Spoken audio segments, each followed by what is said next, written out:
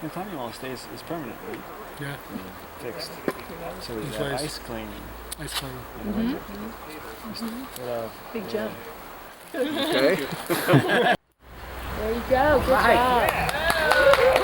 First, stage one. Okay, get a little tight. A little too tight. Oh my God. Yeah, Dave! Oh my God. Watch for the... Yes!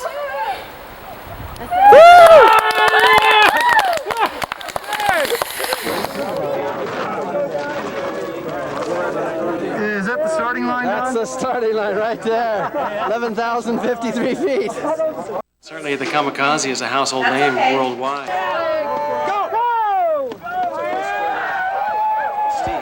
This one is one of a kind. It's speed. Mammoth has tried to stay with the tradition of the Kamikaze. High speed, just all out, fast you can go.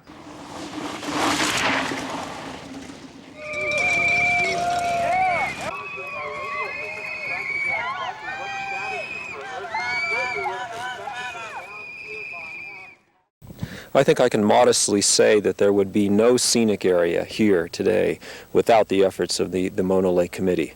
We worked closely with a former representative, Congressman Shumway, in introducing legislation 3 years ago to establish a national monument here, administered by the National Park Service. It's from that seed that the scenic area evolved. It's a compromise with Los Angeles.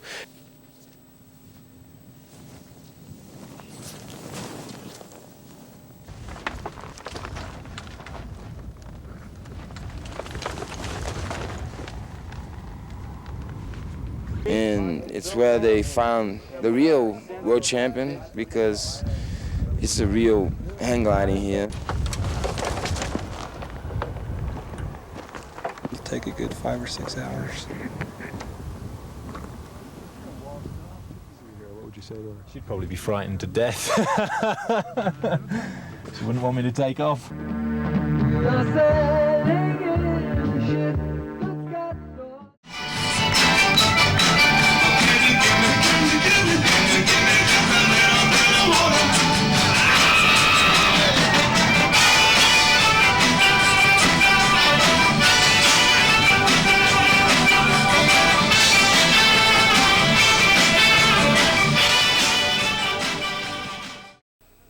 Lost cement mine?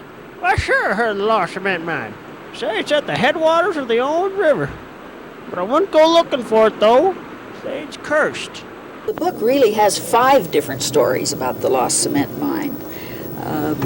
The first one is about a dying man in San Francisco who is attended by a Dr. Randall. He knows he's dying, so he gives the doctor a lump of ore, which supposedly came from the headwaters of the San Joaquin or the headwaters of the Owens River.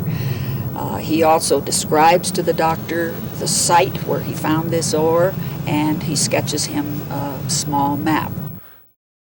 He describes it as a pinkish, reddish rock. And that's what the cement hunters were looking for. You know, they weren't looking for cement, as you know. They were looking for a ledge of reddish cement spangled with flakes of purest gold. Let's go, boys. Come on. If you're looking for something different to do after skiing, why not get together with your family and friends and take a sleigh ride at Sierra Meadows?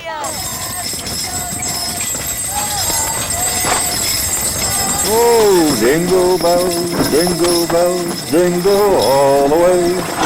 Oh, what fun it is to ride. This is out in the Mammoth Sierra Meadow, where the Roeser family owns and operates the Mammoth Equestrian and Ski Touring Center.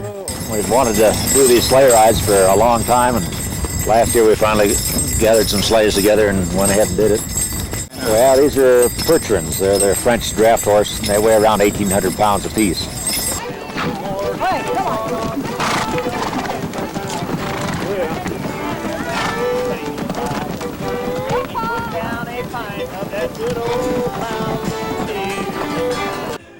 And the Buttermilks have gained a reputation among the climbing community all over the country. Like the Alabama hills near Lone Pine, these rocks have been left behind in history, a product of centuries of erosion and nature's whimsical sense of order. These two mammoth blocks, affectionately named Grandpa and Grandma, have been the focus of many of the world's best rock climbers' attention, and today is no exception. Ron Kauk is perhaps the most accomplished rock climber in America today.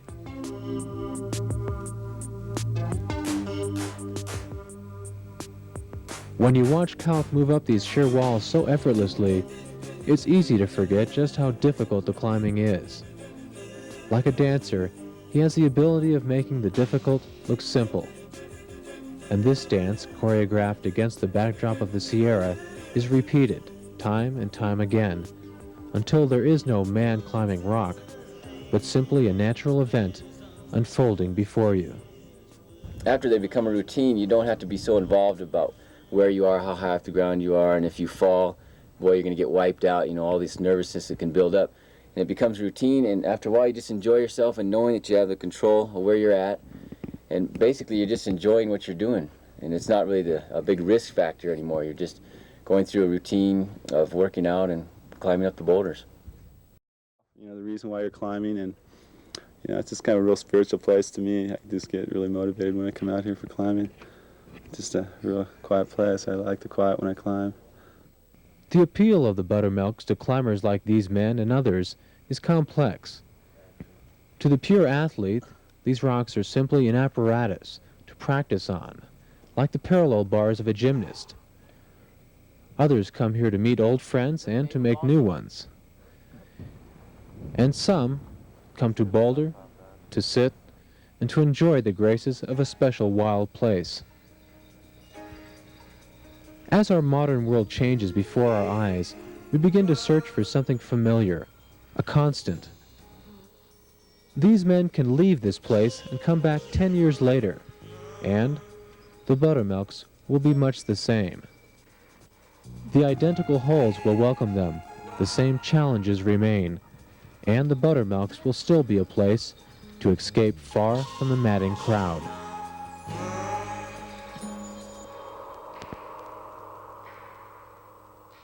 If you live in Mammoth, you know that finding decent, affordable housing can be an almost impossible task. Rents are higher than ever, and combined with the high cost of utilities and snow removal, I know a lot of people have had to leave town. Those of us that have stayed have been forced to improvise. We found one enterprising young man who eliminated his rent and snow removal bills at the same time by moving into a berm. Hey, anybody home? Yo! Can I come in? Sure thing, fella.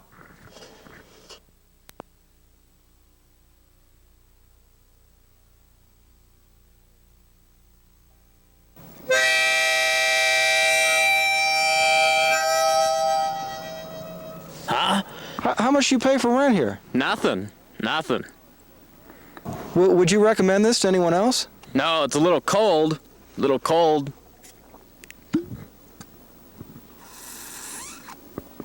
But nobody bugs me. Ding-a-ling-a-ling-a-ling-a-ling.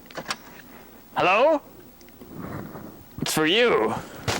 Hey, I get the loft tonight. Look, I realize you guys say you're quite comfortable here, but you must have some problems. Yeah, snowplow took off the west wing the other day. So you see, there are some affordable housing alternatives in Mammoth that you probably haven't thought of. For Channel 5, I'm Adam Horowitz. See you later.